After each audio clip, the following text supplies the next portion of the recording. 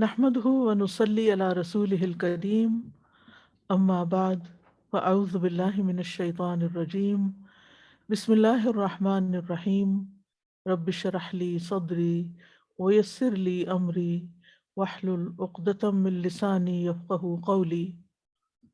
وَإِذَا سَأَلَكَ عِبَادِي عَنِّي فَإِنِّي قَرِيبٌ أُجِيبُ دَعْوَةَ الدَّاعِ إِذَا دَعَانِ فَلْيَسْتَجِيبُوا لِي وَلْيُؤْمِنُوا بِي لَعَلَّهُمْ يَرْشُدُونَ.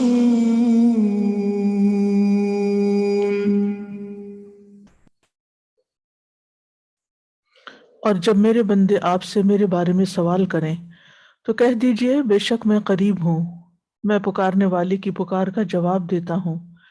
جب وہ مجھے پکارے تو ان کو چاہیے کہ وہ میرا حکم مانیں اور مجھ پر ایمان رکھیں تاکہ وہ ہدایت پائیں۔ فَاسْتَغْفِرُوهُ ثُمَّ تُوبُوا إِلَيْهِ إِنَّ رَبِّي قَرِيبٌ مُجِيبٌ۔ سو اس سے بخشش مانگو پھر اس کی طرف پلٹ آؤ، یقیناً میرا رب قریب ہے، قبول کرنے والا ہے۔ الحمد للہ الملک القدوس السلام ذی الجلال والاکرام، ربنا تقدست اسماؤہ وعلت صفاتہ هو كما اثنى على نفسه لا نحصي ثناء عليه له الحمد في الدنيا والآخرة على الدوام احمد ربي واشكره على من من به من الفضائل والخيرات التي نعلم والتي لا نعلم فهو ولي الانعام۔ ہر قسم کی حمد اللہ کے لیے ہے جو کہ حقیقی بادشاہ ہے، پاکیزہ ذات ہے، سلامتی دینے والا ہے، جو بڑائی اور اکرام والا ہے۔ ہمارے رب کے نام پاک ہیں، اس کی صفات بلند ہیں، اس کی ذات ویسی ہی ہے جیسا کہ اس نے خود اپنی ذات کی تعریف بیان کی ہے۔ ہم اس کی تعریف کی طاقت نہیں رکھتے، اسی کے لیے دنیا اور آخرت میں ہر قسم کی ہمیشہ ہمیشہ کی حمد ہے۔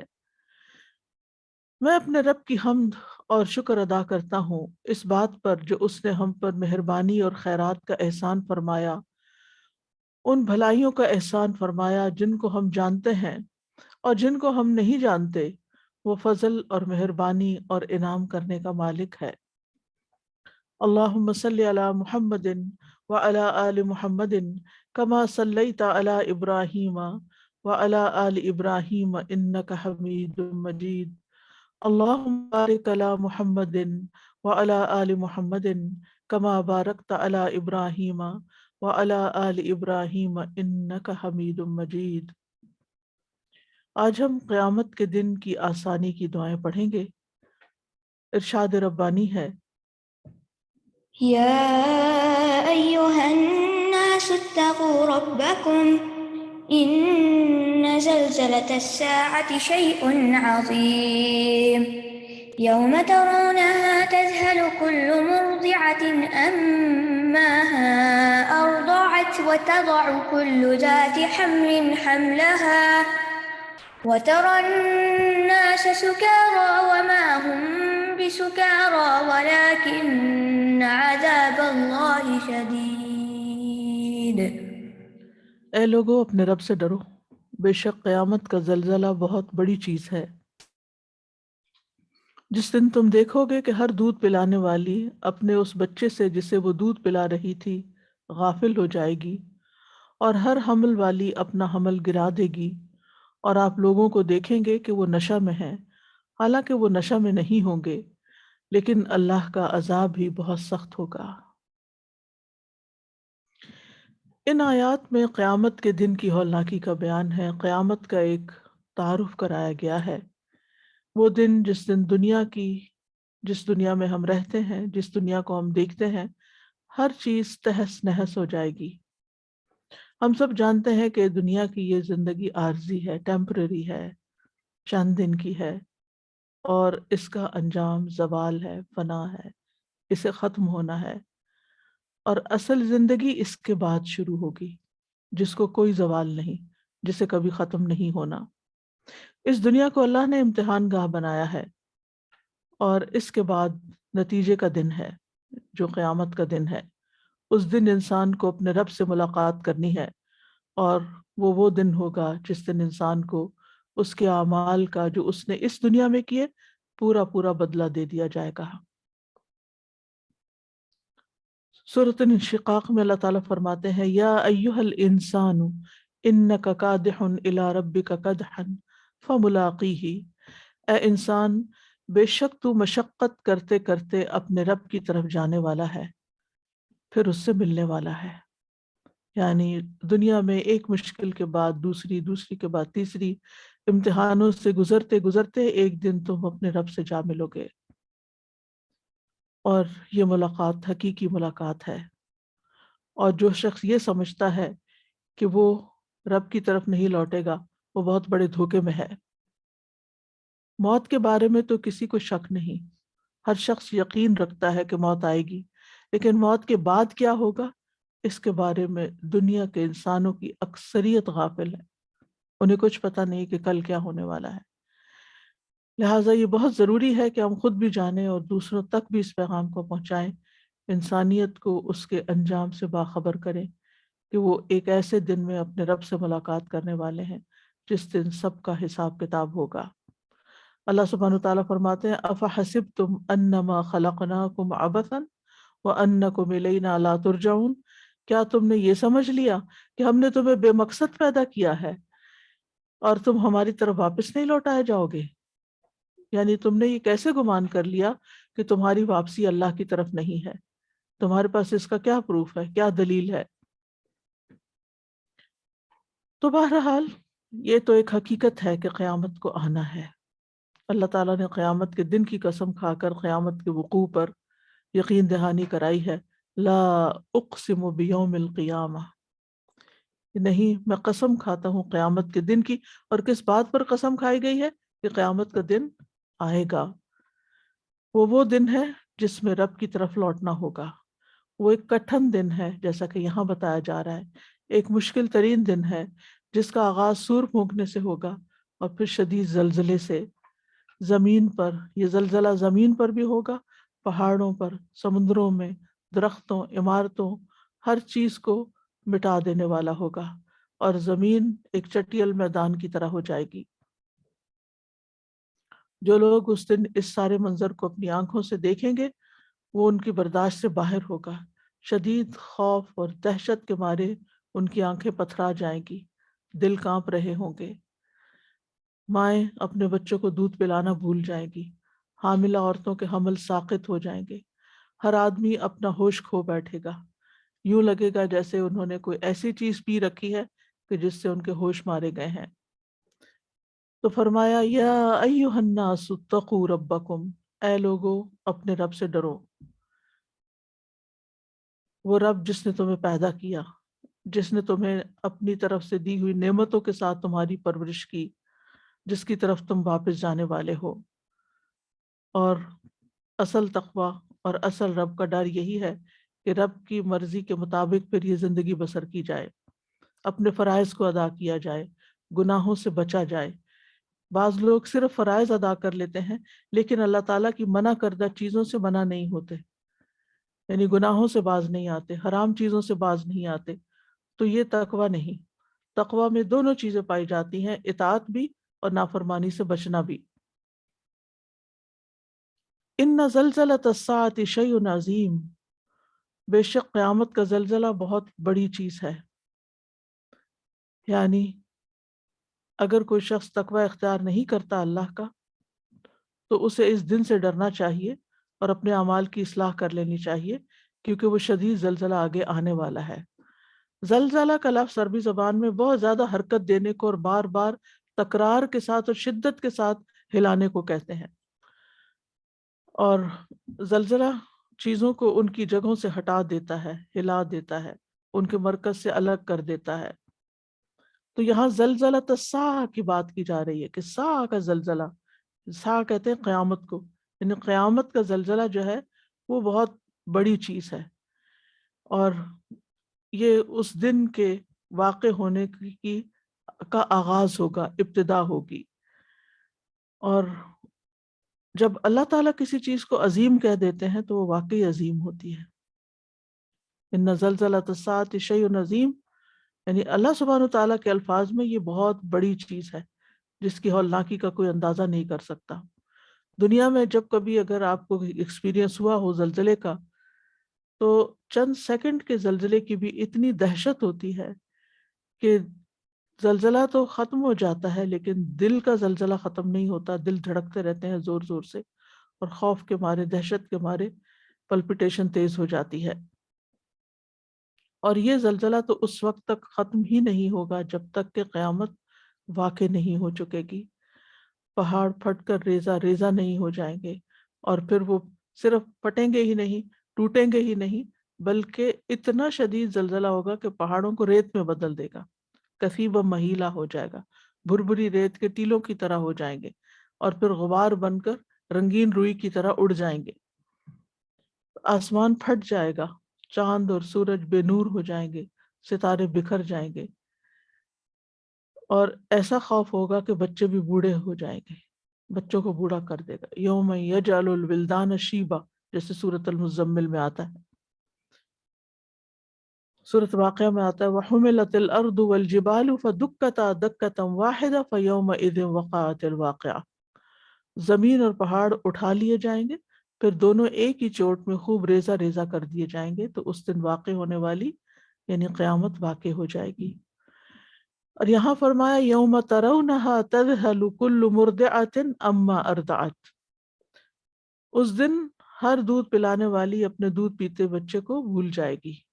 تذہل، ذہول انسان کی وہ کیفیت ہوتی ہے جس میں اس کو کوئی پتہ نہیں ہوتا وہ کہاں ہے، یعنی ایک طرح سے بے ہوشی کی کیفیت، اور انسان کی عقل کھو جاتی ہے۔ اور ذہول اس بھلانے کو کہتے ہیں جسے بھولنا نہیں چاہیے، یعنی ماں کسی بھی حال میں اپنے بچے کو نہیں بھولتی کہ کہیں بچے کو لے گئی اور وہاں اس کو چھوڑ کے آ گئی ہو، یا کسی بھی اعتبار سے اس کے کان ہر وقت، اس کی نگاہیں ہر وقت بچے کا پیچھا کر رہی ہوتی ہیں۔ لیکن یہ قیامت کا زلزلہ ایسی چیز ہوگی کہ جس میں وہ اپنے بچے کو بھی بھول جائے گی، اور یہ ایسی غفلت ہوگی جس میں خوف اور دہشت بھی ہوگا۔ عربی زبان میں دودھ پلانے والی عورت کو مرضع کہتے ہیں، ہاں کے بغیر، اور مرضعہ اس عورت کو کہتے ہیں جس وقت وہ دودھ پلا رہی ہوتی، پلانے کی حالت، یعنی جس وقت بچہ دودھ پی رہا ہوتا ہے تو اس ماں کو مرضعہ کہتے ہیں، اور اگر ویسے کوئی عورت نرسنگ کر رہی ہو تو وہ مرضع کہلاتی ہے۔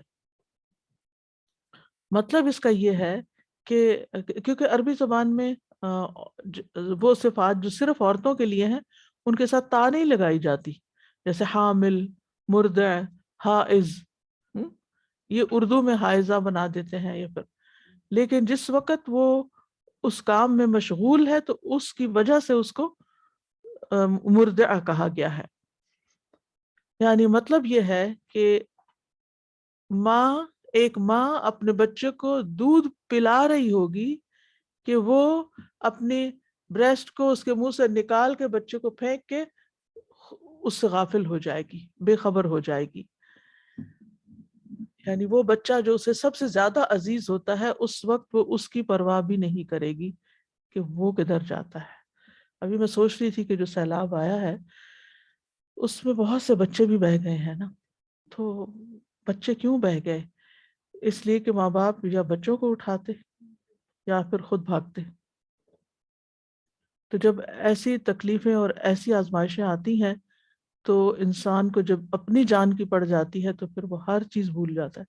یہ تو دنیا کی مصیبتیں ہیں نا، جن میں انسان اپنے پیاروں کو بھول گیا وقتی طور پر، چاہے بعد میں کتنی بھی ریگریٹس ہوں یا کتنی بھی پریشانیاں ہوں، جو بوڑھے ہیں، جو چل نہیں سکتے، جو بھاگ نہیں سکتے، جو بھاگ سکتے تھے وہ ریلا آتے ہوئے دیکھ کے بھاگ کے پہاڑوں پہ چڑھ گئے، لیکن جو نہیں چڑھ سکتے تھے وہ پانی کے اندر بہہ گئے. تو قیامت کی ہولناکی بھی کچھ اسی طرح ہوگی، بلکہ اس سے کئی گنا زیادہ شدید ہوگی کہ انسان اس وقت ہر ہر چیز اس کو بیکار لگے گی. اور آپ دیکھیے کہ انسان اگر غور کرے تو جتنا کچھ بھی انسان کے پاس اس دنیا میں ہے وہ اصل میں اس کا ہے نہیں. اس کا بس وہی ہے جو اس کی ضرورت کا ہے، جس کو وہ استعمال کر رہا ہے، باقی اس کا نہیں ہے. وہ کوئی اور استعمال کر لیتا ہے اس وقت، یا آئندہ مرنے کے اس کے بعد استعمال کر لے گا. اور بعض اوقات انسان اپنی زندگی میں ان پریشانیوں کا شکار رہتا ہے، میرے پاس گھر نہیں ہے، میرے پاس گاڑی نہیں ہے، میرے پاس فلاں چیز نہیں، میرے پاس فلاں چیز نہیں. ٹھیک ہے، انسان کے پاس ضرورت کی چیزیں ہونی چاہیے، لیکن بہت سے لوگ ہیں جن کے پاس 2 وقت کا کھانا بھی نہیں. تو اگر انسان ان سے اپنی کیفیت کو کمپیئر کرے تو بہت اچھے حال میں ہے. تو جو ملا ہے اس پر شکر کم کرتے ہیں، اور جو نہیں ہے اس پر پریشانی کا اظہار زیادہ کرتے ہیں. لیکن ہر روز کوئی نہ کوئی واقعہ، کوئی نہ کوئی کہانی ایسی سنتے ہیں کہ انسان کو دنیا کی حقیقت سمجھ آتی ہے، لیکن آ کر بھی نہیں آتی، آ کر بھی نہیں آتی. ریسنٹلی کوئی واقعہ مجھے بتا رہا تھا کہ ایک شخص نے شادی کی، اس سے بچے ہوئے، پھر اس نے دوسری شادی کی تو پہلے بیوی بچے کہیں چلے گئے اور مڑ کے رابطہ نہیں کیا.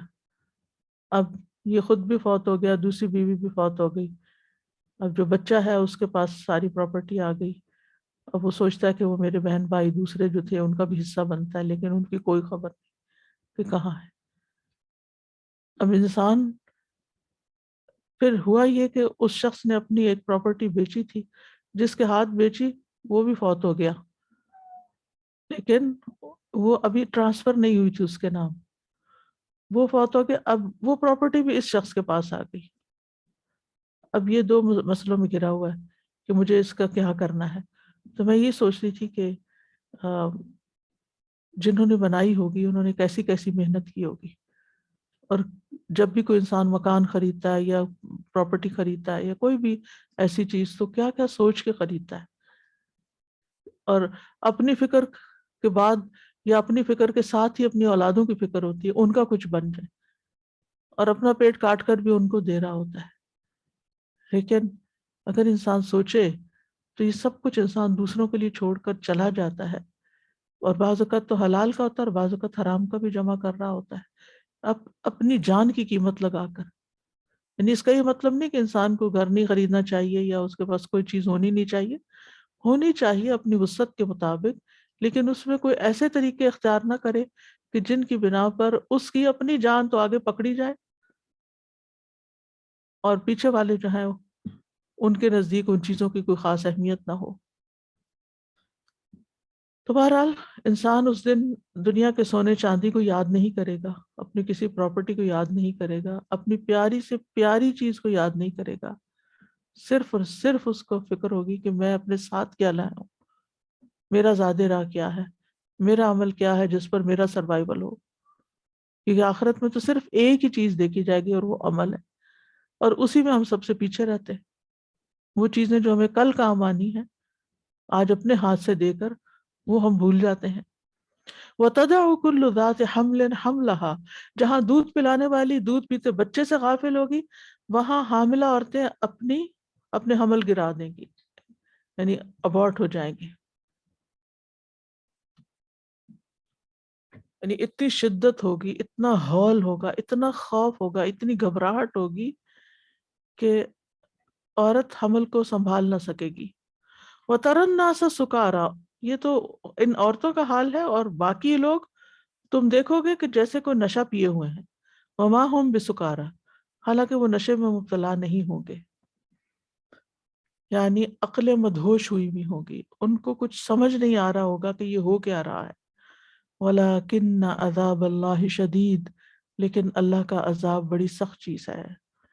یعنی کہ یہ اللہ کا عذاب ہی ہوگا ایک طرح سے، جس کی وجہ سے انسان کی عقل ماری جائے گی، دل خالی ہو جائیں گے، گھبراہٹ کے مارے دل اچھل کر حلق میں آ رہے ہوں گے، آنکھیں خوف کے مارے پتھرا رہی ہوں گی، اور اب کوئی باپ بیٹے کے کام نہیں آئے گا اور بیٹا باپ کے کام نہیں آئے گا، کوئی کسی کو نہیں پوچھے گا.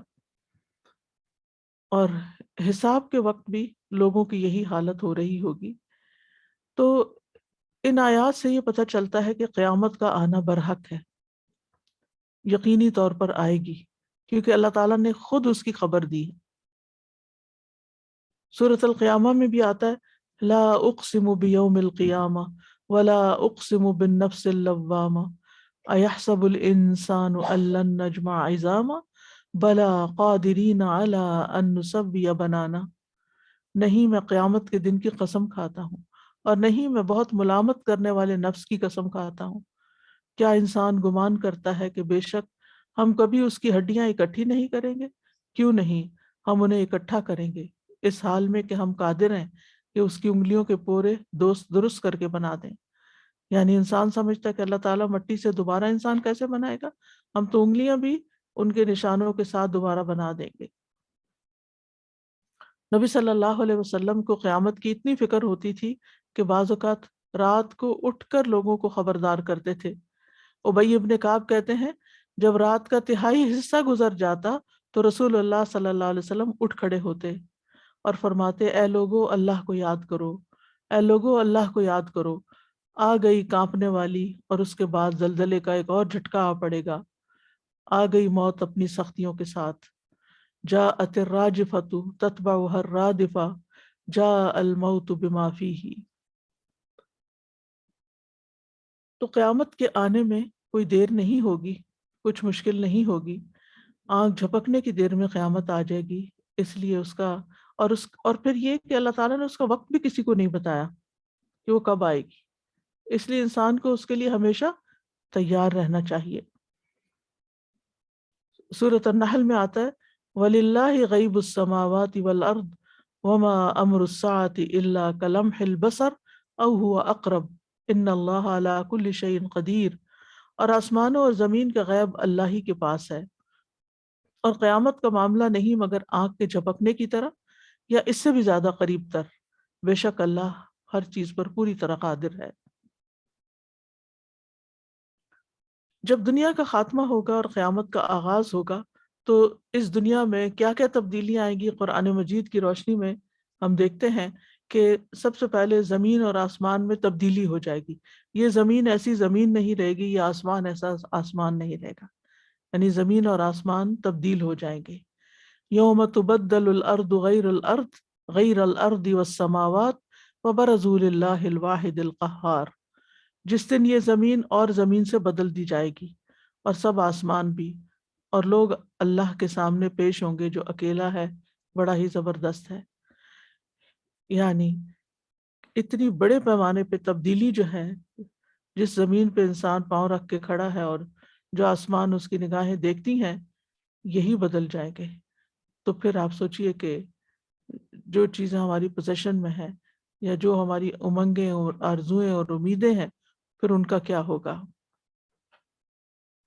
کیونکہ اس کے بعد تو اب حساب کتاب ہوگا، دوبارہ اٹھایا جائے گا، پلسرات ہوگا، میزان ہوگا، حوض کوثر ہوگا، ان سب پر ہمارا کیا حال ہوگا، اور پھر سب سے بڑھ کر جہنم کی ہولناکیاں کیا ہوں گی، اور یہ سب انسان کو اپنی نگاہوں سے دیکھنا ہوگا، اس کو ایکسپیرینس کرنا ہوگا۔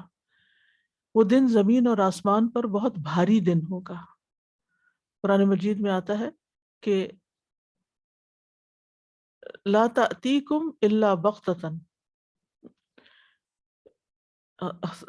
ثقلت فی السماوات والارض لا تأتیکم الا بغتۃ، کہ وہ آسمانوں اور زمین پر بہت بھاری وقت ہوگا، یعنی وہ بھی اس کی شدت کو محسوس کر رہے ہوں گے، اور یہ تمہارے پاس اچانک آ جائے گی۔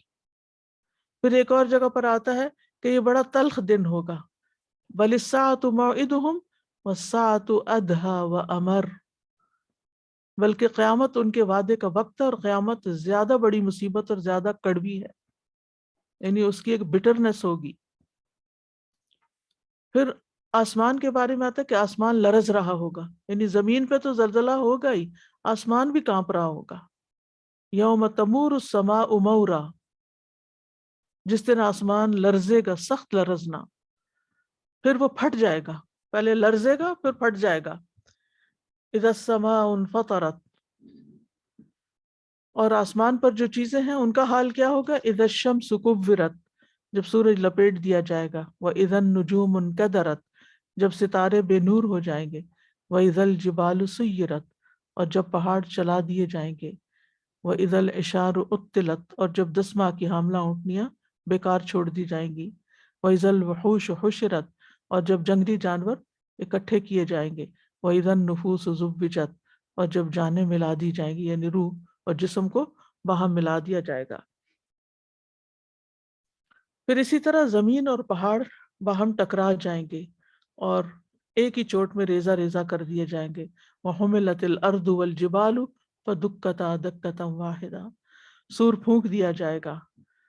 وَنُفِخَ فِي الصُّورِ فَصَعِقَ مَنْ فِي السَّمَاوَاتِ وَالْأَرْضِ وَمَنْ فِي الْأَرْضِ إِلَّا مَنْ شَاءَ اللَّهُ، اور سور میں پھونکا جائے گا تو جو لوگ آسمانوں میں اور جو زمین میں ہوں گے مر کر گر جائیں گے، زمین کے انسان اور آسمانوں کے فرشتے سبھی مر جائیں گے، یعنی فرشتوں پر بھی موت آئے گی۔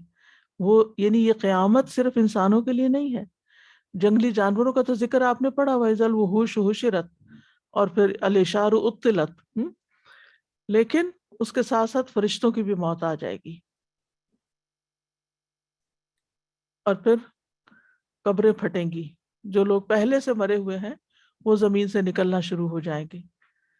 یوم تشقق الارض عنہم سراعا ذلک حشر علینا یسیر، جس دن زمین پھٹے گی اس حال میں کہ وہ تیز دوڑنے والے ہوں گے، اور یہ ایسا اکٹھا کرنا جو ہمارے لیے بہت آسان ہے، یعنی لوگ قبروں سے نکلتے چلے جائیں گے اور حشر کی طرف بھاگنا شروع کر دیں گے، اور پھر سب مخلوق ایک جگہ اکٹھی ہوگی، ایک شخص بھی بھاگ نہ سکے گا۔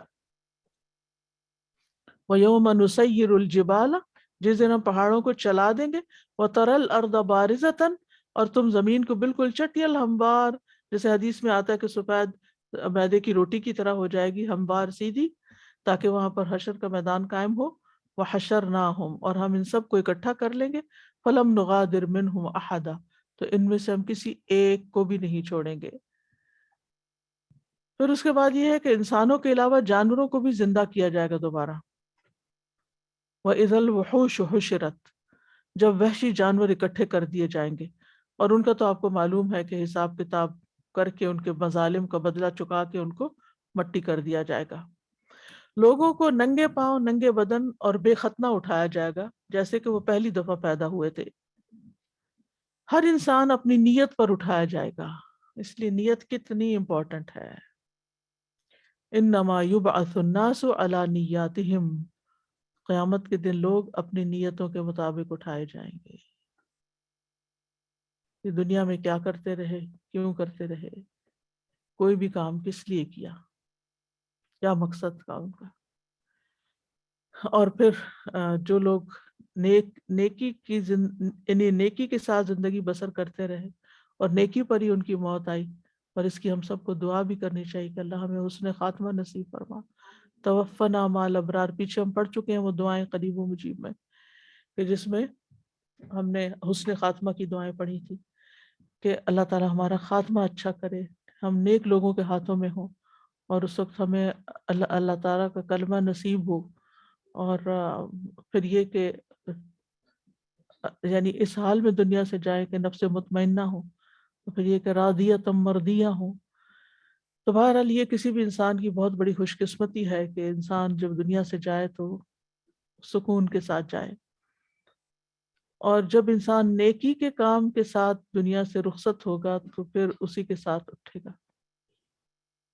جیسے حاجی اگر احرام کی حالت میں فوت ہوا تو تلبیہ کہتا ہوا اٹھے گا، یعنی جب سے قبر سے اٹھایا جائے گا تو وہ تلبیہ پڑھ رہا ہوگا، لبیک کہہ رہا ہوگا۔ پھر شہید اپنے بہتے خون کے ساتھ اٹھے گا، اس کی علامت بھی نظر آئے گی، یعنی انسانوں کے اعمال گواہی دے رہے ہوں گے کہ وہ دنیا میں کیا کر رہے تھے۔ ان کے منہ پہ تو مہر لگا دی جائے گی، اعمال بولیں گے، یعنی برے لوگوں کے بھی، اور نیک لوگوں کے بھی اعمال جو ہیں وہ نظر آ رہے ہوں گے، اور اسی طرح برے لوگ جنہوں نے کچھ بیت المال سے چرایا ہوگا وہ ان کے کندھوں پہ سوار ہوگا، چاہے وہ کپڑا ہے یا بکری ہے یا اونٹ ہے یا گائے ہے، اور وہ شور مچا رہے ہوں گے، تو لوگوں کو پتہ چل جائے گا کہ یہ خیانت کار ہے. جس نے زکوٰۃ نہیں دی ہوگی وہ سانپ اس کے گلے میں لپٹ کر اس کے بچڑوں کو یعنی جبڑوں کو کاٹ رہا ہوگا، تو لوگوں کو پتہ چل جائے گا کہ یہ وہ شخص ہے جو زکوٰۃ نہیں دیتا تھا. تو بہرحال اس حال میں لوگ اٹھائے جائیں گے، یعنی کہ مختلف حالت میں ہوں گے، ہر شخص اپنے اعمال کے ساتھ ہوگا. تو ہمیں بھی دیکھنا چاہیے کہ ہماری زندگی کا اکثر حصہ کس مصروفیت میں گزرتا ہے، کن کاموں میں گزرتا ہے. پھر حشر کا میدان کیسا ہوگا؟ جیسا کہ قرآن مجید سے ہمیں پتہ چلتا ہے کہ اسی زمین کو بدل کر اسے حشر کا میدان بنا دیا جائے گا. یوم تبدل الارض غیر الارض والسماوات. حدیث میں آتا ہے قیامت کے دن لوگوں کا حشر سفید اور سرخی آمیز زمین پر ہوگا، جیسے میدے کی روٹی صاف اور سفید ہوتی ہے. اس زمین پر کسی چیز کا کوئی نشان نہ ہوگا، کسی چیز کا کوئی نشان، بالکل پلین سیدھا صاف ستھرا، جیسے سفید ماربل ہوتا ہے ایسے سفید ہوگا. لوگوں کے اوپر خوف اور دہشت طاری ہوگی، کیونکہ انہیں سمجھ آ رہی ہوگی کہ وہ کیوں کھڑے کیے گئے ہیں یہاں پر. یوم یخرجون من الاجداث سراعا. جس دن وہ قبروں سے تیز دوڑتے ہوئے نکلیں گے، کأنہم الی نصب یوفزون. جیسے وہ کسی گاڑے ہوئے نشان کی طرف دوڑے جا رہے ہوں، یعنی بالکل فوکسڈ ہوں گے گاڑے ہوئے نشان کی طرف. جیسے آپ دیکھیں ریس ہوتی ہے نا، ریس لگاتے ہیں تو وہ نشان آگے لگا ہوتا ہے کہ یہاں تک آپ نے آنے، اس سے آگے نہیں جانا. تو وہ جو دوڑنے والا ہوتا ہے وہ اسی کو سامنے رکھ کے دوڑ رہا ہوتا ہے، تو بس وہاں تک جانا ہے اور اسی کے مطابق اپنی سپیڈ کو رکھتا ہے. تو قیامت کے دن بھی لوگ جو دوڑ رہے ہوں گے وہ اسی نشان تک جائیں گے، اس سے آگے نہیں جا سکیں گے.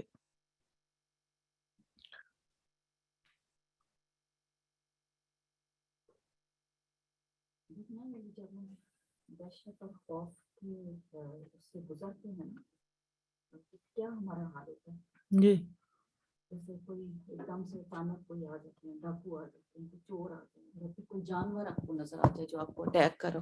ایسے جو خوف ہیں، اور آپ آرام سے جا رہے ہیں اور آپ کو ایک دم سے کوئی اٹیک کر دے، کوئی ایک دم سے نظر آ جائے، جو اور یہاں ایکسیڈنٹ ہو جاتے ہیں کئی مرتبہ.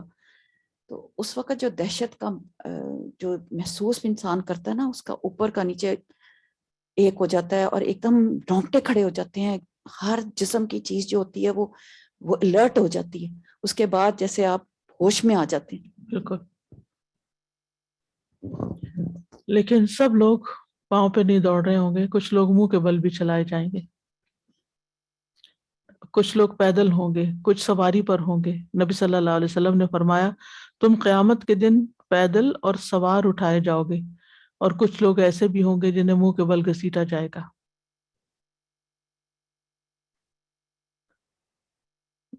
جن لوگوں نے دنیا میں رب کا اقرار نہیں کیا، کفر اختیار کیا، وہ وہاں پر تمنا کریں گے وَيَقُولُ الْكَافِرُ يَا لَيْتَنِي كُنْتُ تُرَابًا. اب یہ زمین میدان بن چکی ہے، ہر چیز سیٹل ہو گئی ہے، لوگ حساب کے لیے کھڑے ہیں. اب یہ جو میدان ہے حشر کا، اس میں شدید گرمی ہوگی، بہت گرم جگہ ہوگی.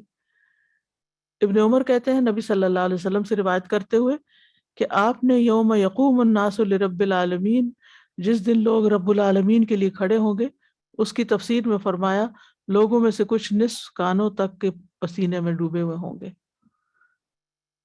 ایک اور حدیث میں آتا ہے بخاری کی، قیامت کے دن لوگ پسینے میں شرابور ہو جائیں گے، اور حالت یہ ہوگی کہ ہر کسی کا پسینہ زمین پر 70 ہاتھ تک پھیل جائے گا اور منہ تک پہنچ کر کانوں کو چھونے لگے گا. یعنی اتنی بری حالت ہوگی پسینے سے. پھر اللہ تعالیٰ اور فرشتوں کا نزول ہوگا. وَجَاءَ رَبُّكَ وَالْمَلَكُ صَفًّا صَفًّا. تیرا رب آئے گا اور فرشتے جو صف در صف ہوں گے، نہیں پوری لائنوں میں ڈسپلن کے ساتھ، جیسے فوجی ایک ڈسپلن کے ساتھ سیدھے لائنوں میں چل رہے ہوتے ہیں، ایسے ہی اللہ کے یہ فوج جو ہے فرشتوں کی، وہ بھی پورے ڈسپلن کے ساتھ آ جائے گی. نبی صلی اللہ علیہ وسلم نے فرمایا اس وقت تمہارا کیا حال ہوگا جب اللہ تمہیں 50,000 سال کے لیے اس طرح اکٹھا کر دے گا جس طرح تیر کو کمان میں ڈالا جاتا ہے، اور پھر اللہ تمہاری طرف نظر بھی نہیں کرے گا، یعنی جب چاہے گا پھر حساب لے گا. مومن کے لیے یعنی یہ عام انسانوں کا حال ہوگا، لیکن مومن کے لیے یہ دن سورج ڈھلنے سے غروب ہونے تک ہے، ٹھیک ہے، یعنی اس کی مدت کم ہوگی۔ لوگ گھبرا کر انبیاء کے پاس جائیں گے کہ یا رب حساب قائم کر، حضرت آدم کے پاس جائیں گے، پھر حضرت نوح کے پاس جائیں گے، ابراہیم علیہ السلام کے پاس جائیں گے، موسیٰ علیہ السلام کے پاس جائیں گے، عیسیٰ علیہ السلام کے پاس جائیں گے اور کہیں گے کہ آپ اپنے رب کے حضور شفاعت کیجئے، آپ دیکھ رہے ہیں ہم کس حال کو پہنچے ہیں۔ لیکن ہر پیغمبر کوئی نہ کوئی عذر بیان کر کے اس کو آگے بھیج دے گا، حتیٰ کہ نبی صلی اللہ علیہ وسلم آگے بڑھیں گے، عرش تلے پہنچ کر اپنے رب عز و جل کے آگے سجدے میں گر پڑیں گے، تو آپ کو کہا جائے گا کہ سر اٹھائیے، شفاعت کیجئے، آپ کی بات سنی جائے گی۔ پھر آپ کی شفاعت سے قیامت قائم ہوگی، یعنی حساب کتاب، قیامت کا حساب کتاب شروع ہوگا۔ جہنم بھی سامنے لائی جائے گی اور دکھائی جائے گی۔ وَجِیءَ یومئذ بجہنم یومئذ یتذکر الانسان وَأَنَّى لَهُ الذکریٰ، اس دن جہنم کو لایا جائے گا اور اس دن انسان نصیحت حاصل کرے گا، اور اس کے لیے وہ وقت کہاں نصیحت حاصل کرنے کا۔ جہنم کافروں کے سامنے پیش کی جائے گی، وَأَرَدْنَا جَهَنَّمَ يَوْمَئِذٍ لِلْكَافِرِينَ عَرْضًا، کیسے پیش کی جائے گی؟ حدیث میں آتا ہے اس دن جہنم کی 70,000 لگامیں ہوں گی اور ہر ایک لگام کو 70,000 فرشتے پکڑے ہوئے کھینچ رہے ہوں گے، یعنی اتنی شدید، اتنی بڑی اور اتنی شدت کے ساتھ وہ کفار کے سامنے لا کر پیش کی جائے گی اور ان کو دکھائی جائے گی فزیکلی۔ جب جہنم گناہگاروں کو دیکھے گی تو اور جوش مارے گی، یعنی جہنم کو بھی اللہ تعالیٰ ایک سینس دے دے گا، اذا رأتهم من مکان بعید سمعوا لها تغیظا وزفیرا، جب وہ جہنم دور سے انہیں دیکھے گی، یعنی اپنے شکار کو، ان لوگوں کو جو اس کے پاس آنے والے ہیں، تو یہ اس کے جوش خروش کی آوازیں خود سن لیں گے۔ سورۃ ملک میں آتا ہے اذا القوا فیہا سمعوا لها شہیقا وہی تفور تکاد تمیز من الغیظ، جب وہ اس میں پھینکے جائیں گے تو اس کے دھاڑنے کی آواز سنیں گے اور وہ اچھل رہی ہوگی، یوں لگے گا جیسے ابھی پھٹ پڑے گی۔ جہنم اپنے انگارے باہر پھینک رہی ہوگی، انہا ترمی بشرر کالقصر کأنہ جمالۃ صفر، وہ اتنے بڑے بڑے شرارے پھینکے گی جیسے محل، اور وہ اچھلتے ہوئے یوں محسوس ہوں گے جیسے زرد اونٹ ہوں۔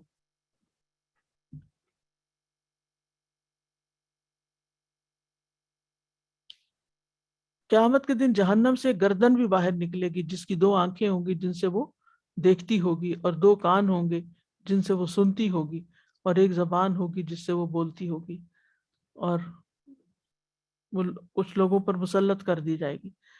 پھر بہرحال حساب کتاب شروع ہوگا، ہر امت کو گھٹنوں کے بل بٹھا دیا جائے گا۔ وَتَرَى كُلَّ أُمَّةٍ جَاثِيَةً كُلُّ أُمَّةٍ تُدْعَىٰ إِلَىٰ كِتَابِهَا الْيَوْمَ تُجْزَوْنَ مَا كُنتُمْ تَعْمَلُونَ، تو ہر امت کو گھٹنوں کے بل، تو تم ہر امت کو گھٹنوں کے بل گرا ہوا دیکھو گے، ہر امت اپنے اعمال نامے کی طرف بلائی جائے گی، آج تمہیں اس کا بدلہ دیا جائے گا جو تم کیا کرتے تھے۔ اور اس طرح پھر اللہ سبحانہ وتعالیٰ بندوں کے درمیان فیصلہ کریں گے، نام اعمال تقسیم کیے جائیں گے سب کے سامنے، یعنی ان ہر ایک کا اعمال نامہ اس کے دائیں یا بائیں ہاتھ میں دے دیا جائے گا۔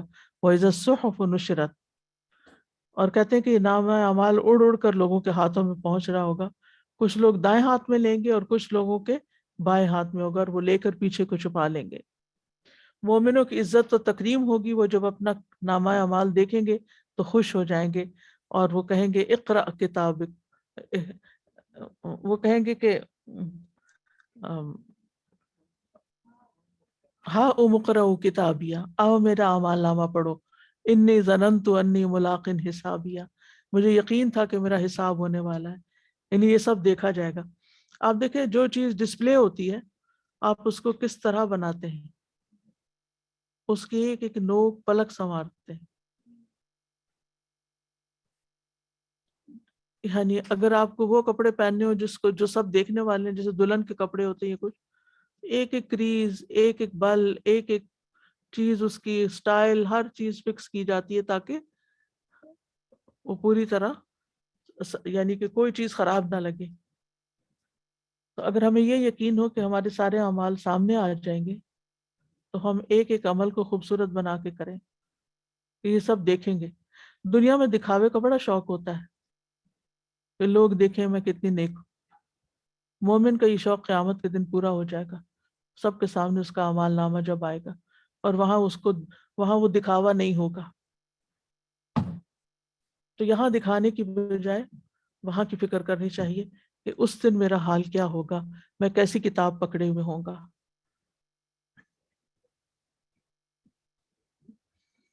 سورۃ اسراء میں آتا ہے وَكُلَّ إِنسَانٍ أَلْزَمْنَاهُ طَائِرَهُ فِي عُنُقِهِ وَنُخْرِجُ لَهُ يَوْمَ الْقِيَامَةِ كِتَابًا يَلْقَاهُ مَنْشُورًا اقْرَأْ كِتَابَكَ كَفَى بِنَفْسِكَ الْيَوْمَ عَلَيْكَ حَسِيبًا.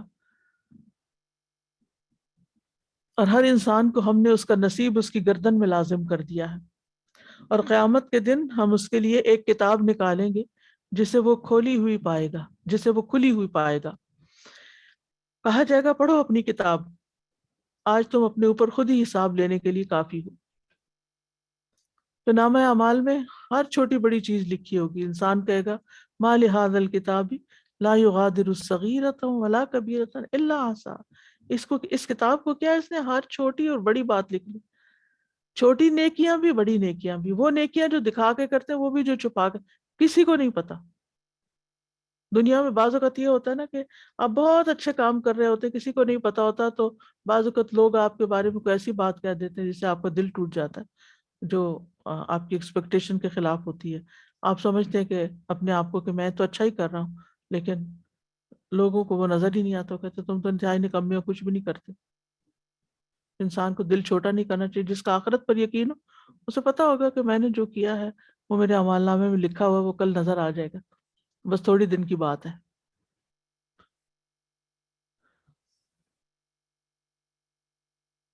ذرا برابر خیر اور شر، فَمَن يَعْمَلْ مِثْقَالَ ذَرَّةٍ خَيْرًا يَرَهُ وَمَن يَعْمَلْ مِثْقَالَ ذَرَّةٍ شَرًّا يَرَهُ.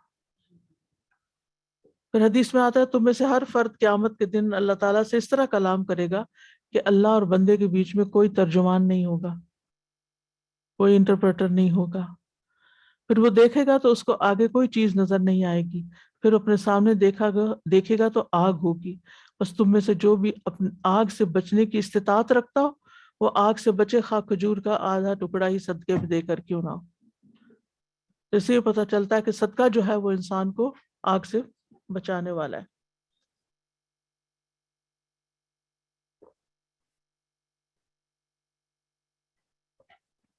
اسی طرح روزہ بھی. پھر قیامت کے دن سب سے پہلے امت محمد کا حساب ہوگا صلی اللہ علیہ وسلم، اور اس میں بھی سب سے پہلے علماء کا حساب ہوگا. اگر وہ کامیاب ہو گئے تو جلدی جنت کی طرف چلے جائیں گے، اور اگر ناکام ہوئے تو پھر شہید اور پھر سخی، یعنی جنہوں نے بڑے بڑے کام کیے ہوں گے وہ ان کا حساب پہلے ہوگا. تو آپ سوچئے کہ پہلے حساب ہونا بھی ایک ڈر کی بات ہے، اور حساب کے لیے کھڑے رہنا بھی ایک پریشانی کی بات ہے.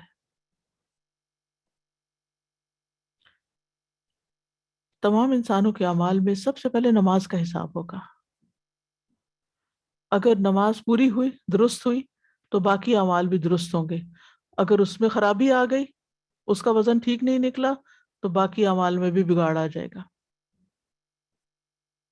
اب دیکھیں پتہ نہیں کہاں سے ہمارے اندر یہ کانسیپٹ آ گیا نا کہ جیسے کرسچینٹی میں ہے کہ آپ اگر چیریٹی کر لیتے ہو تو پھر باقی آپ کے اعمال جو ہیں وہ نہیں دیکھے جائیں گے، یا آپ وہ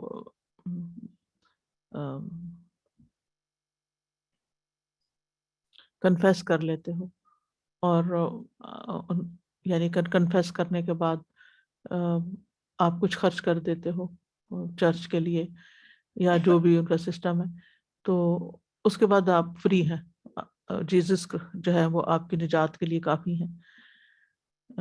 لیکن ہمارے دین میں اگر آپ کے اپنے فرائض پورے نہیں ہیں، کیونکہ کچھ چیزیں فرائض ہیں، جب تک آپ کے اپنے فرائض پورے نہیں تو کوئی آپ کو کچھ نہیں کر سکتا، آپ کی شفاعت نہیں ہو سکتی، کیونکہ فرائض کا حساب بہرحال ہے.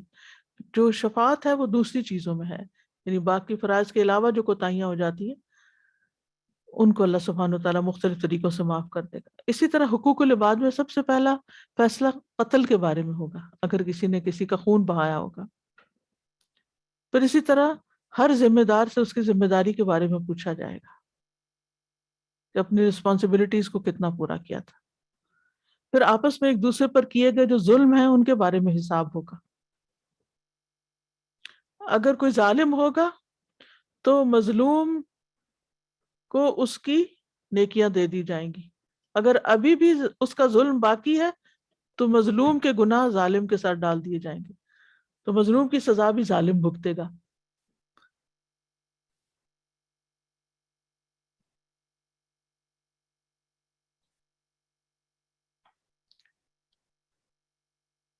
پھر حقداروں کے حقوق کے لیے بار بار پیشی ہے. زبیر رضی اللہ عنہ کہتے ہیں کہ جب یہ آیت نازل ہوئی انک میت و انہم میتون، میں نے کہا اللہ کے رسول کیا ہمیں مخصوص گناہوں کے ساتھ آپس کی رنجشوں کے نتائج بھگت لینے کے بعد آخرت میں دوبارہ جواب دہی کا سامنا کرنا پڑے گا؟ آپ نے فرمایا ہاں، تمہیں بار بار تکلیف دی جائے گی یہاں تک کہ ہر حقدار کو اس کا پورا پورا حق لوٹا دیا جائے. یعنی ایک آیا ہے، آ جاؤ تم اس کا حساب چکاؤ. اب دوسرا آ گیا، میرا حساب نہیں دیا، اس نے پورا نہیں کیا، اس کا چکاؤ. تیسرا آ گیا، چوتھا آ گیا، بار بار بلایا جائے گا. کس قدر ندامت اور شرمندگی ہے.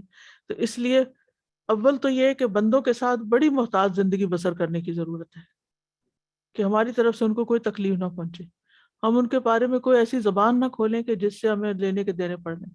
اب جیسے غیبت ہی ہوتی ہے، کسی کی برائیاں ہی کرنی ہوتی ہیں یا سننی ہوتی ہیں، تو آپ کی نیکیاں اس کو مل جائیں گی.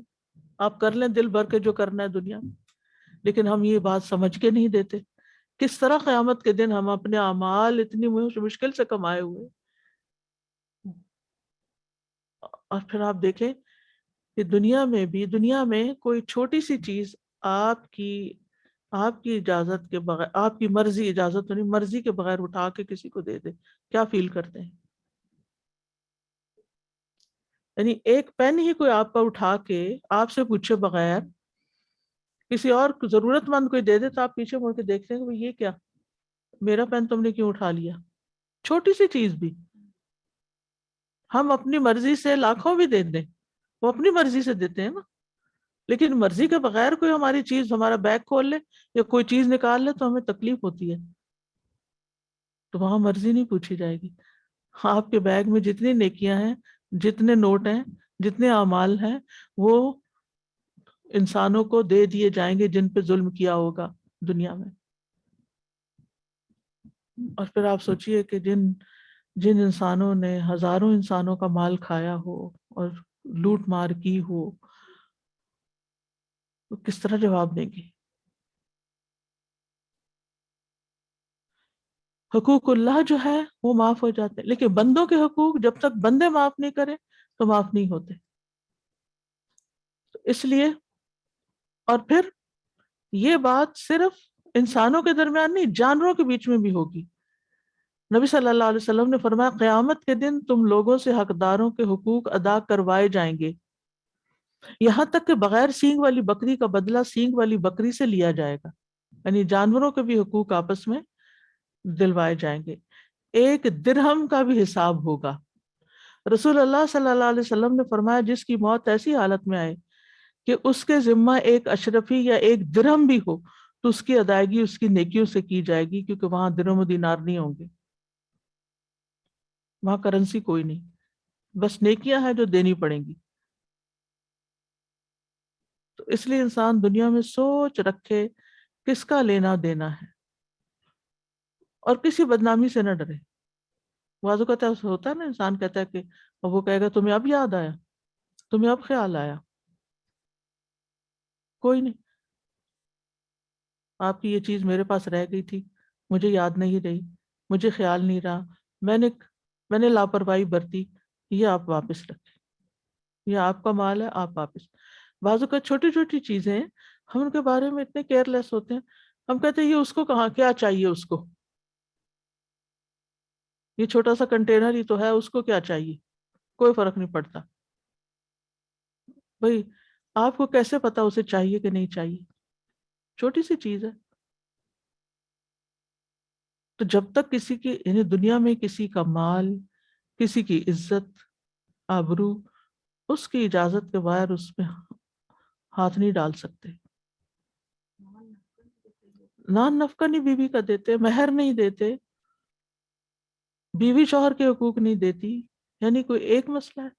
ہم یعنی ایسی نفسیات ہو گئی ہے کہ انسانوں کو دکھ دے کے مزہ آتا ہے، یعنی بجائے اس کے کہ کسی کا دل خوش کرے۔ جیسے حدیث میں آتا ہے نا کہ سب سے بہترین نیکی کیا ہے، کسی مومن کے دل میں خوشی پیدا کر دینا۔ اس کی ہمیں فکر نہیں ہوتی کہ کسی کو خوش کریں، کہ کوئی ایسا طریقہ سوچیں، کوئی ایسا سامان کریں کہ گھر والوں کو خوش کریں۔ بعض اوقات آپ دیکھیں کہ گھر والے چھوٹی چھوٹی چیزوں پر ہی آپ کے خوش ہو جاتے ہیں۔ آپ کھلا پلا رہے ہوتے ہیں، ان کو سرو کر رہے ہوتے ہیں، اسمائل کر کے ہی کر دیں، ان کا دل بھی خوش ہو جائے۔ جب آپ اٹھا کے برتن رکھ رہے ہوتے ہیں، اور یہ رکھ تو رہے ہی ہیں، احسان جتا رہے ہیں نا، حالانکہ یہی موقع تھا کہ آپ اسمائل کر کے یہی کام کر لیتے، آپ دل خوش کر لیتے، اور اس نیت کے ساتھ دل خوش کرتے کہ یہ اللہ کے ہاں بہت بڑی نیکی ہے اور کل کام آئے گی، کل کے لیے کر رہی ہوں، کل کے لیے۔ بہرحال امت کا مفلس ترین شخص وہ ہوگا جس کے پاس ڈھیروں نیکیاں ہوں گی، نماز، زکوٰۃ، روزہ، سب کچھ، لیکن کسی کو گالی دی ہوگی، کسی پہ تہمت لگائی ہوگی، کسی کا مال کھایا ہوگا، کسی کا خون بہایا ہوگا، کسی کو مارا ہوگا، تو اس کی نیکیوں میں سے اس کو دے دیا جائے گا، اور یعنی اس ظالم کی نیکیوں میں سے مظلوموں کو دے دیا جائے گا۔ اگر نیکیاں ختم ہو گئی تو مظلوم ظالم کے گناہ مظلوم کے گناہ ظالم پہ ڈال دیے جائیں گے، اور پھر اس کو آگ میں ڈال دیا جائے گا۔ یہ امت محمد صلی اللہ علیہ وسلم کا مفلس شخص ہے، یہ کسی کافر مشرک کی بات نہیں ہو رہی۔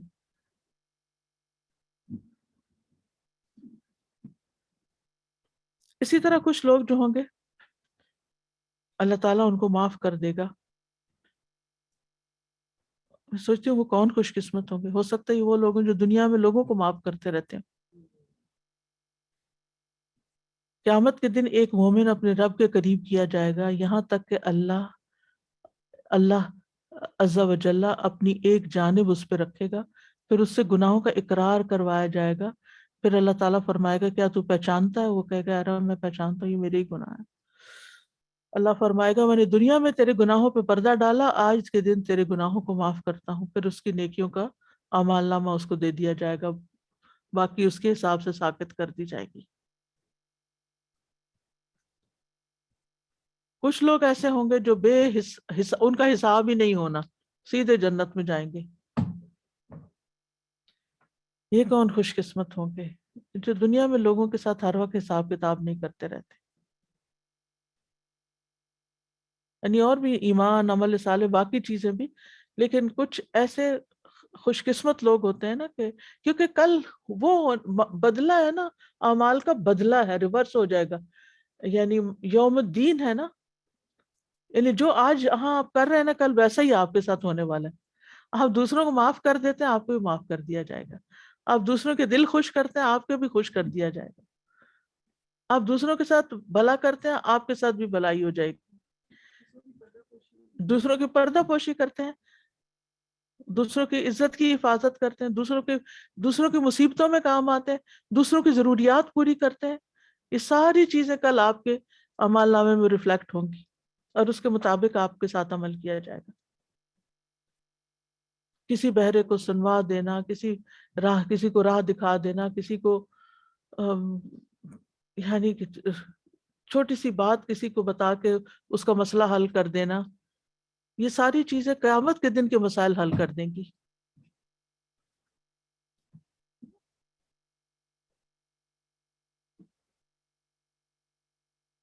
پھر شفاعت ہوگی، جنت کے دروازے کے پاس ہی مقام محمود ہے۔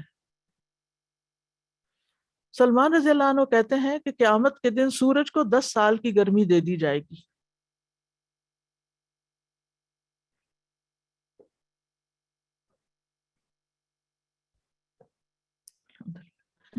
پھر اسے لوگوں کے سروں کے قریب کر دیا جائے گا۔ پھر لوگ نبی صلی اللہ علیہ وسلم کے پاس آئیں گے اور وہ کہیں گے اے اللہ کے نبی، آپ کی ذات وہ ہے کہ اللہ نے آپ کو فتح عطا کی، اللہ نے آپ کے اگلے پچھلے گناہ معاف کر دیے، آپ بخوبی دیکھ رہے ہیں کہ ہم لوگ کس حال میں، اتنی گرمی، بس آپ ہمارے لیے رب سے سفارش کر دیجئے۔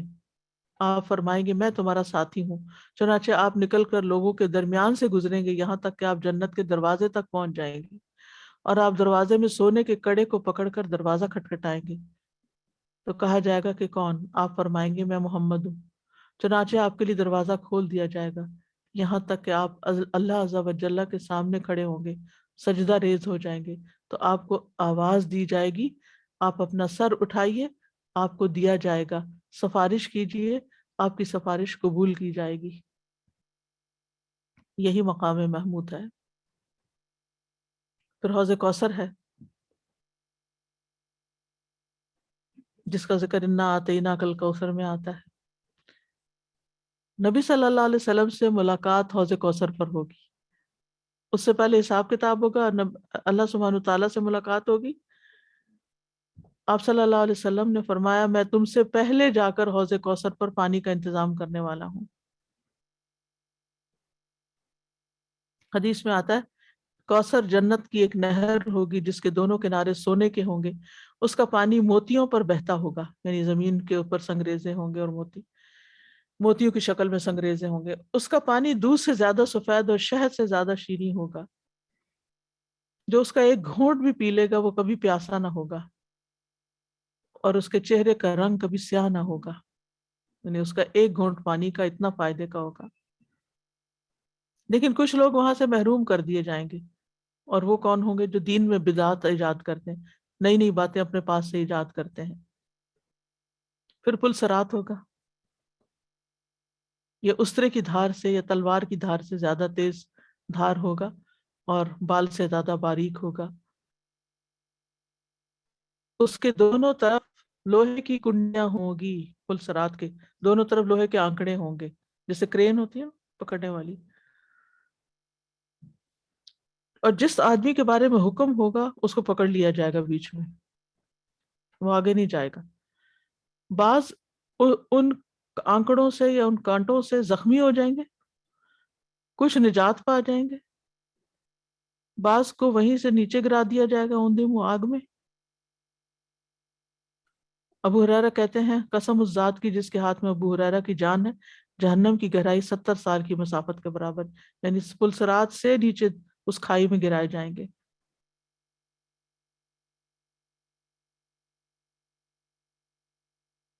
پل صراط کے دو طرف کیا ہوگا کچھ یاد ہے آپ کو؟ صلہ رحمی اور امانت۔ جو رشتہ داروں کے حقوق ادا نہیں کرتا، رشتہ داروں کے ساتھ ڈنڈی مارتا ہے اور ان کو ستاتا ہے اور ان کا حق ادا نہیں کرتا، تو وہ اپنا حق لینے کھڑے ہوں گے، یعنی کہ صلہ رحمی ہوگی۔ اب اصل شکل کیا ہوگی اللہ ہی بہتر جانتا ہے، لیکن وہ پھر آگے نہیں جا سکیں گے، وہ پکڑے جائیں گے۔ اسی طرح جو امانت میں خیانت کریں۔ پل صراط پر اندھیرا ہوگا، ہر شخص کا نور پرسنل ہوگا، ہر ایک کو اپنا ذاتی نور دیا جائے گا۔ منافقین کا نور بجھا دیا جائے گا، مومن نجات پا جائیں گے اور منافق اپنے انجام کو پہنچ جائیں گے۔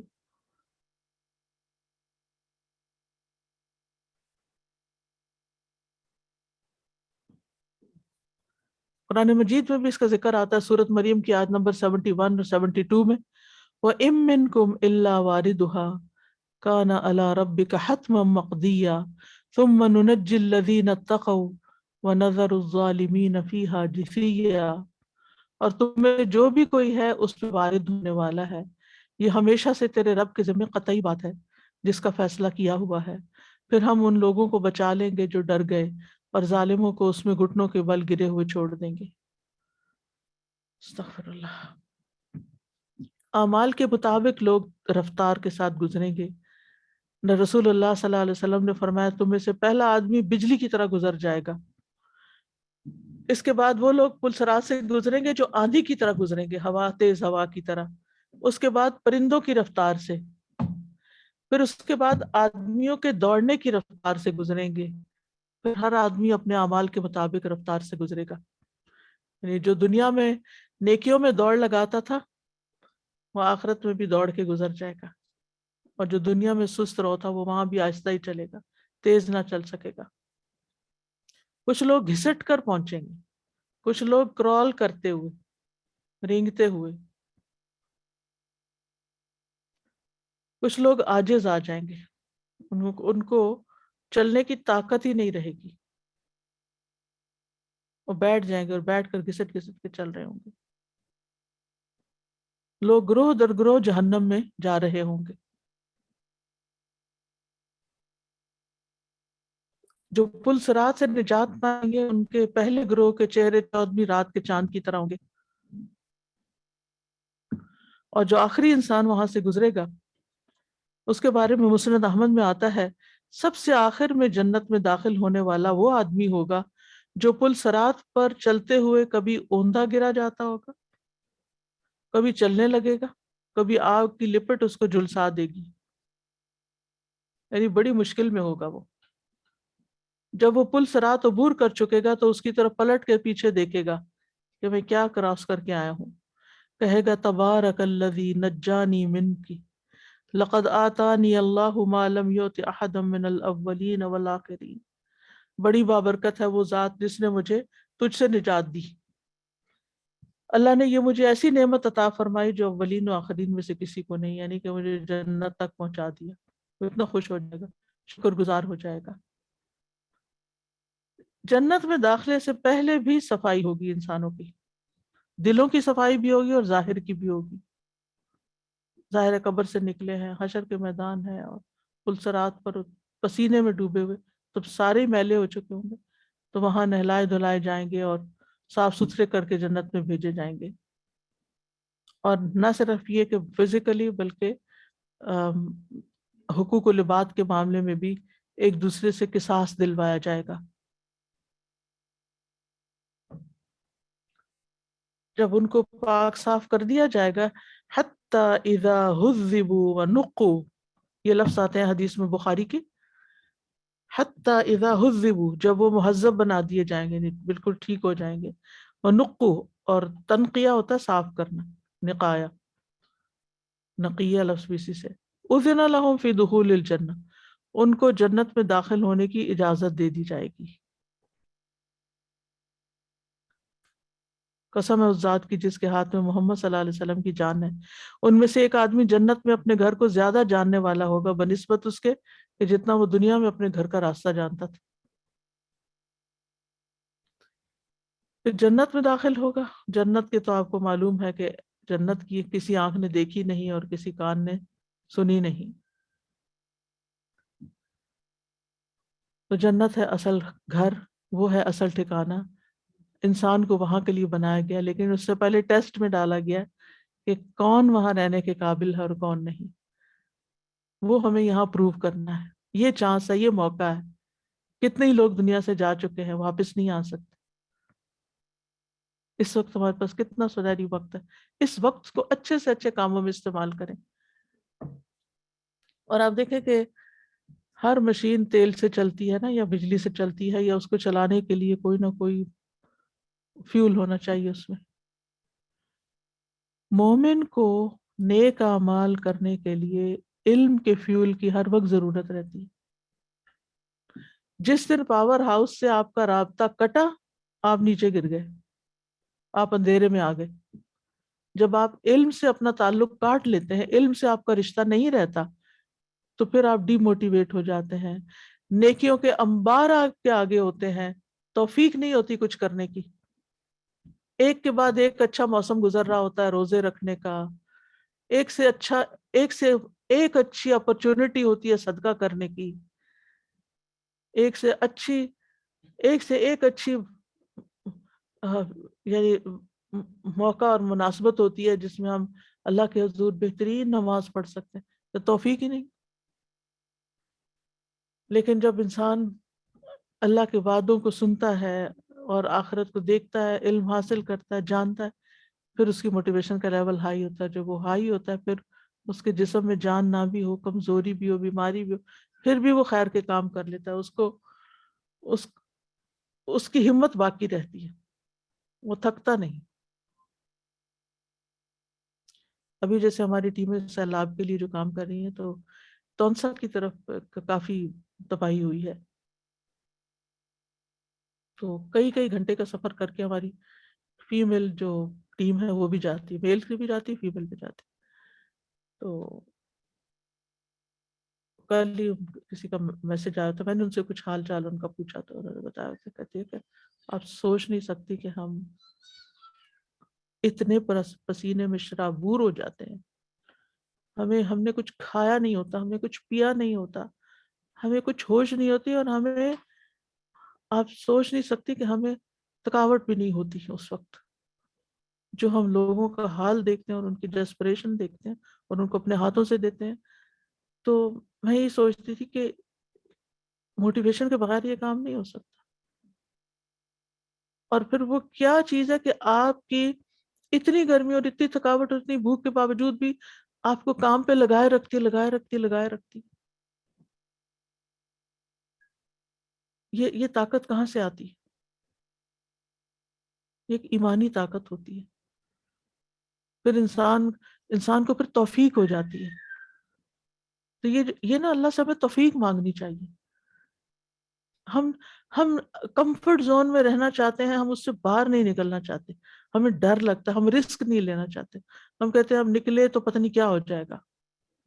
نکل کے تو دیکھیں کیا ہوتا ہے۔ جب تک زندہ ہے زندہ ہے، جب نہیں ہوگے تو پھر آرام ہی آرام ہے نا، اگر کچھ کر کے گئے۔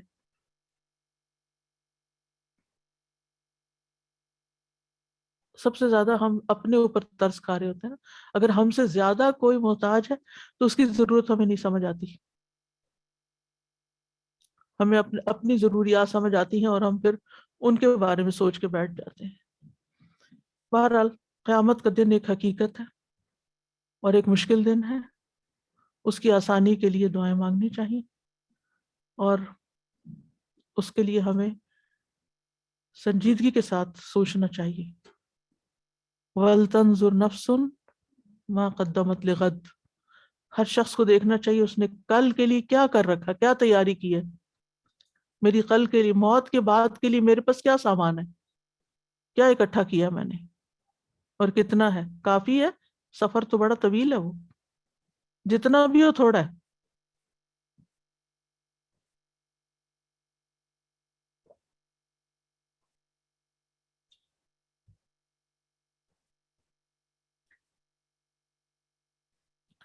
تو پہلی دعا ہے ربنا آتنا فی الدنیا حسنۃ وفی الآخرۃ حسنۃ وقنا عذاب النار، اے ہمارے رب ہمیں دنیا میں بھی بھلائی عطا فرما اور آخرت میں بھی بھلائی عطا فرما، اور ہمیں آگ کے عذاب سے بچا لے۔ یہ دعا سب سے زیادہ جامع اور کامل دعا ہے جو آخرت کی مصیبتوں کے لیے فائدہ دیتی ہے۔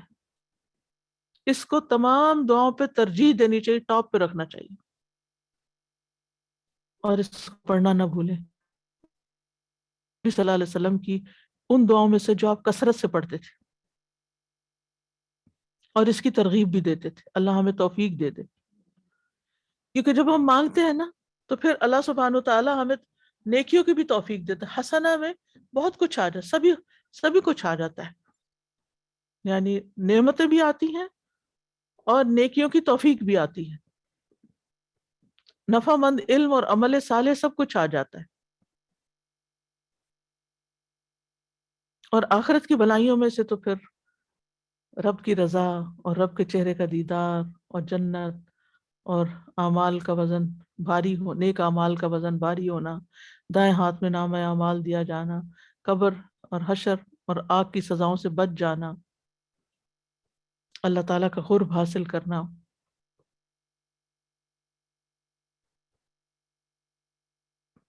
اور پھر اسی طرح وقنا عذاب النار، یہ خاص طور پر الگ طور پہ بتائی گئی حسنہ کے بعد، یعنی ان اعمال سے ہماری حفاظت ہو جو آگ میں لے جانے کا سبب ہے، اور ان اعمال کی توفیق ہو جو آگ سے نکلنے کا سبب ہے، بچنے کا سبب ہے۔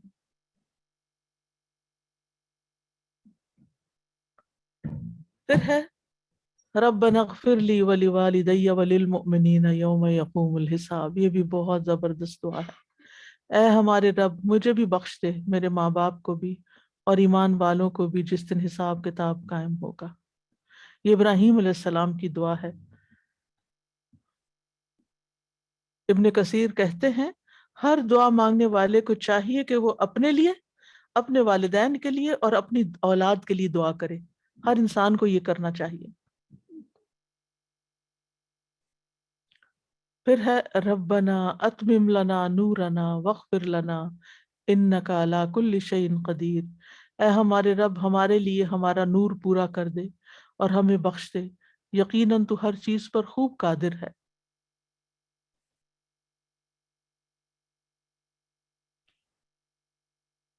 یعنی یہ نور ہمارا قائم اور جاری رہے یہاں تک کہ جنت میں پہنچ جائیں، خاص طور پر یہ پل صراط سے بچانے کی، اندھیرے سے بچانے کی۔ پھر قیامت کی رسوائی سے بچنے کی دعا ہے، ربنا وآتنا ما وعدتنا علی رسلک ولا تخزنا یوم القیامہ ولا تخزنا یوم القیامہ انک لا تخلف المیعاد، اے ہمارے رب تو ہمیں عطا کر جس کا تو نے اپنے رسولوں کی زبانی ہم سے وعدہ کیا ہے، اور ہمیں قیامت کے دن رسوا نہ کرنا، بے شک تو وعدے کی خلاف ورزی نہیں کرتا۔ پھر اللہم انی اسألک العافیۃ فی الدنیا والآخرہ، دنیا میں بھی آگے ہر طرح کی مصیبتوں، آزمائشوں، سختیوں، تکلیفوں سے جو دنیا میں بندے کو نقصان دیتی ہیں، اللہ ہمیں ان سے بچا لے، اور آخرت میں عافیت کہ وہاں کی ہر طرح کی ہولناکیوں سے، حشر کی، قبر کی، اور پل صراط کی اور جہنم کی، ان سب سے ہمیں نجات عطا کر۔ اسی سے ملتی جلتی دعا ہے اللہم انی اسألک المعافاۃ فی الدنیا والآخرہ، اے اللہ میں تجھ سے دنیا اور آخرت کے میں درگزر کیے جانے کا سوال کرتا ہوں، عفو کا سوال کرتا ہوں، یعنی سلامتی اور نجات کا سوال کرتا ہوں کہ اللہ تعالیٰ ہمیں دنیا میں بھی ہر شر سے، لوگوں کے شر سے، جانوروں کے شر سے، اندھیرے کے شر سے، ہر چیز کے شر سے جو اللہ نے پیدا کی ہمیں محفوظ رکھے، اور اللہ تعالیٰ ہمیں یعنی ہمیں ان تمام چیزوں سے جو ہمیں تکلیف دینے والی ہیں بچا کر رکھے، اور ہمیں بے نیازی عطا کرے، اور ہر تکلیف کو ہم سے ہٹا دے، اور آخرت میں بھی اسی طرح کہ گناہوں کے برے نتائج سے ہم بچ جائیں۔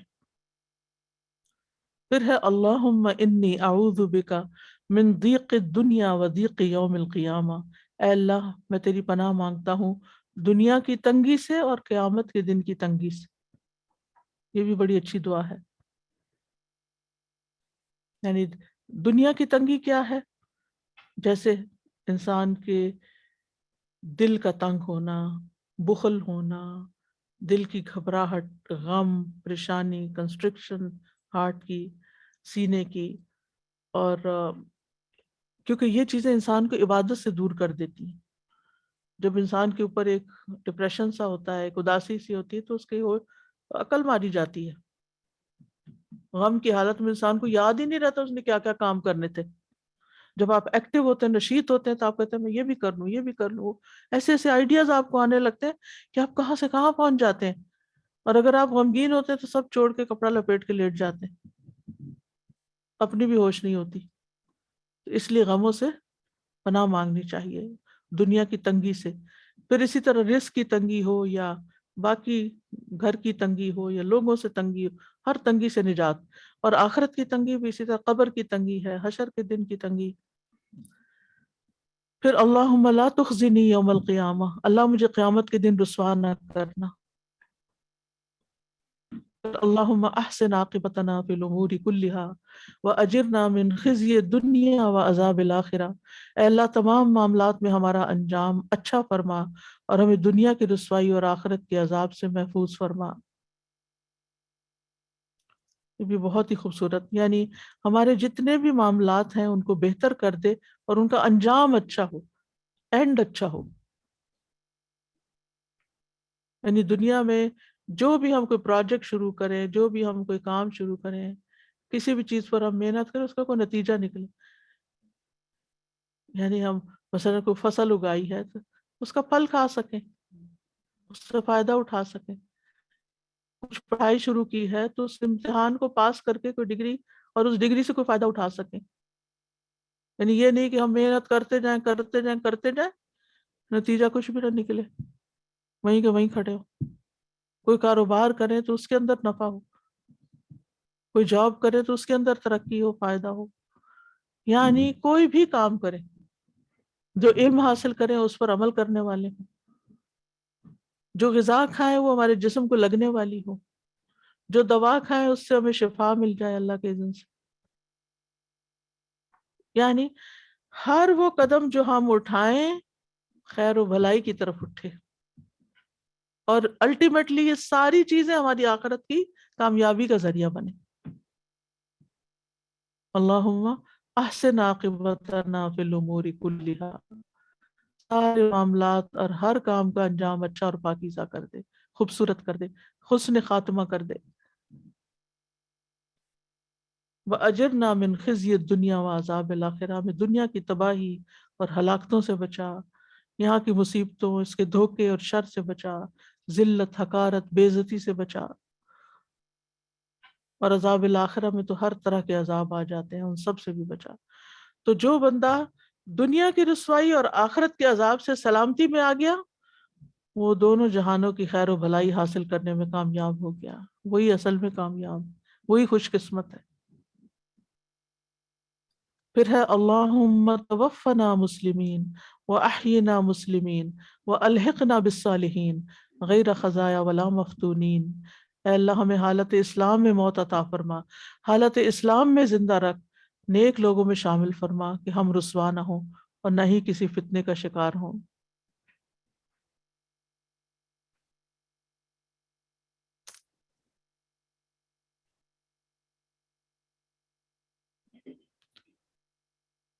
یعنی موت بھی اسلام کی حالت میں آئے، زندگی بھی اسلام کی حالت میں ہو کہ تیری اطاعت پر زندہ رہیں، اور ہمیں نیک لوگوں کی صحبت نصیب ہو، اور کوئی رسوائی اور فتنہ نہ ہو، دنیا میں رسوائی اور فتنے دونوں سے بچ جائیں.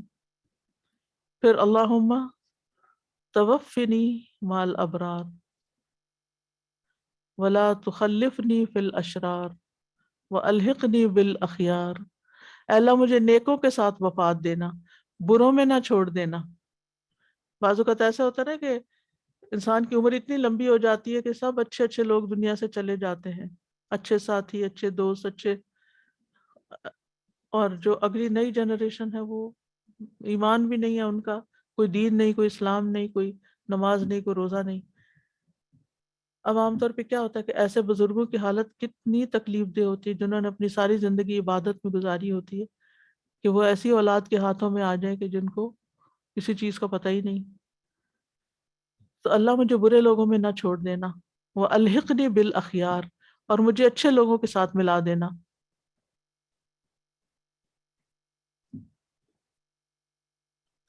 یہ حضرت عمر کی دعا ہے، وہ اپنے لیے کیا کرتے تھے. پھر ہے رب اغفر لی خطیئتی یوم الدین، اے میرے رب بدلے کے دن میری خطاؤں کو معاف کر دینا.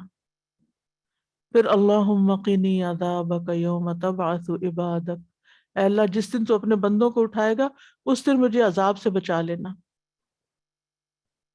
پھر اللہم اصلح لی دینی الذی هو عصمت عمری واصلح لی دنیای التی فیہا معاشی واصلح لی آخرتی التی فیہا معادی واجعل الحیاة زیادة لی فی کل خیر واجعل الموت راحة لی من کل شر. اے اللہ میرے کو درست کر دے جو میرے معاملات کا محافظ ہے، اور میری دنیا کو درست کر دے جس میں میرا رزق ہے، اور میری آخرت درست فرما دے جس میں میرا لوٹنا ہے۔ میری زندگی کو ہر بھلائی میں میرے لیے زیادتی کا باعث بنا دے، اور موت کو میرے لیے ہر شر سے راحت کا ذریعہ بنا دے۔ یعنی دنیا میں نیکیاں کرنے کی توفیق ہو جائے، رزق حلال ہو، اور مواقع حالات تیری عبادت میں مددگار ہوں، ایسی عبادت کروں جس سے تو راضی ہو جائے، گھر والوں کی اصلاح ہو، اور پھر پاکیزہ زندگی ہو، اور پھر آخرت کی اصلاح بھی ہو، اور جب تک دنیا میں زندہ رہوں علم نافع عمل صالح کے ذریعے ہر خیر میں اضافے کا باعث بنتا رہوں۔ اور موت کی راحت کیا ہے کہ موت کے وقت کی سختی بھی نہ ہو، پھر قبر کی سختی نہ ہو، اور آگے بھی تکلیف نہ ہو۔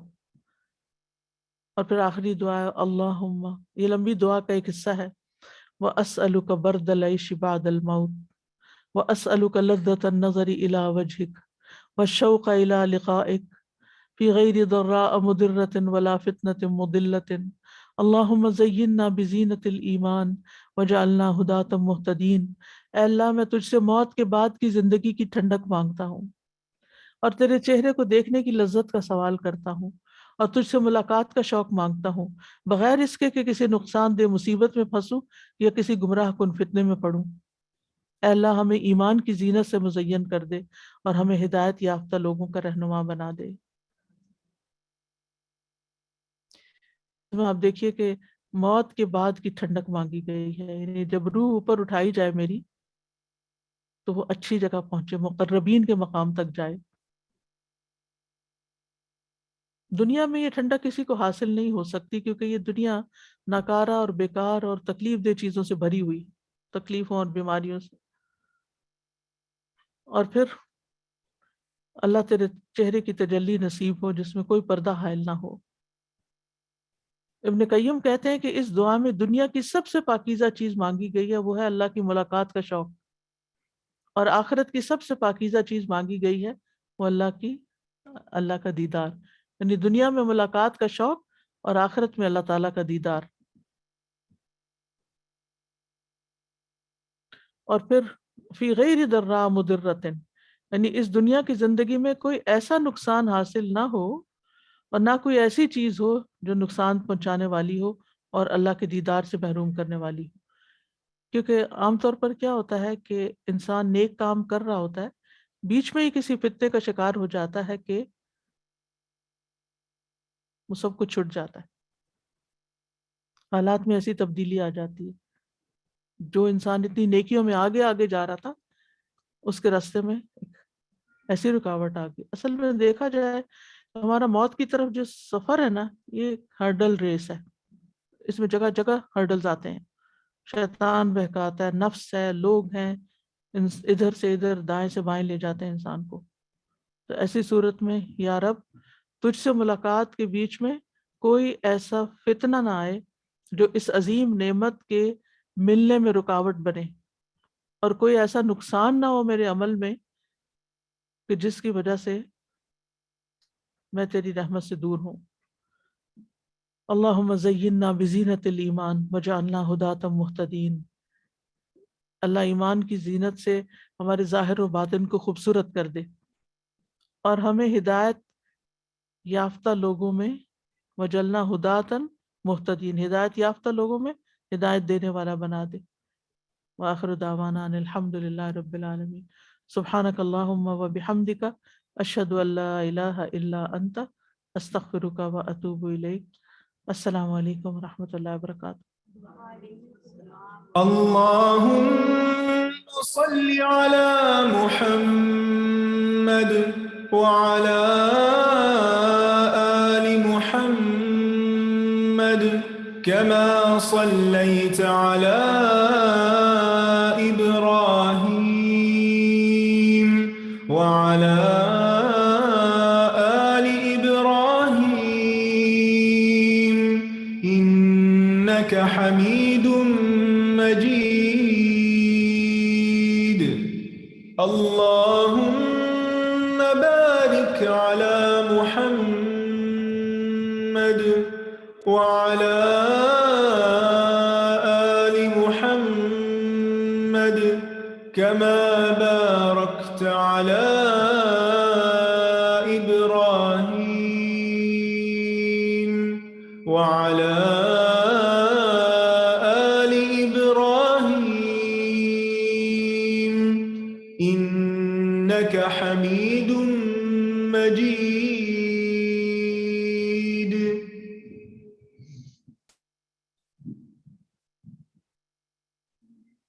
جی سوال.